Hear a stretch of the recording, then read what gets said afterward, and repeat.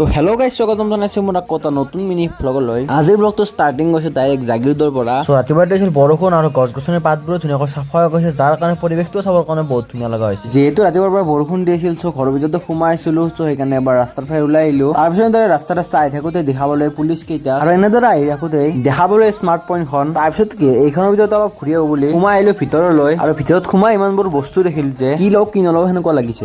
এফালৰ পৰা চাৰিওফালৰ বস্তুবোৰ চাই অৱশেষত হাতেৰে উঠাই লৈ পেকেট চিপছ আৰু চিপছ পেকেটৰ লগতে দুটা চকলেটো ললো। আৰু তাৰপিছত ইয়াৰ পৰা ওলাই আহি কিছু সময় ৰাস্তাই ঘূৰি আহিলো আকৌ ঘৰৰ ফালে। ঘৰলৈ আহি আকৌ লাগি গলো আৰু এটা কামত। পথাৰত পোৱা যিবোৰ পপকৰ্ন আছে, মানে মাকৰ কথা কৈছো, তো সেইবোৰ এটা আকৌ এৰুৱাত লাগিলো। আৰু তাৰপিছত সেইবোৰ এৰুৱাৰ পিছত কুকাৰত বহাই দিলো বইল হ'বৰ কাৰণে। আৰু বইল হোৱাৰ পিছত এটা পাছত ওলাই লৈ দিলো তাতে নিমখ, আৰু তাৰপিছত দিলো ইয়াত পিঁয়াজ, ইয়াৰ পিছত দিলো কেইটামান বাদাম, আৰু ইয়াৰ পিছত মই অনা চিপছ পেকেট গুড়া কৰি ইয়াৰ ওপৰতে ঢালি দিলো। তাৰপিছত ইয়াৰ ওপৰত কাটি দিলো জলকীয়া, আৰু এনেদৰে ইয়াৰ ওপৰত কিবা বস্তু এড কৰাৰ পিছত এতিয়া হৈ গ'ল আমাৰ খাবৰ কাৰণে চাহ।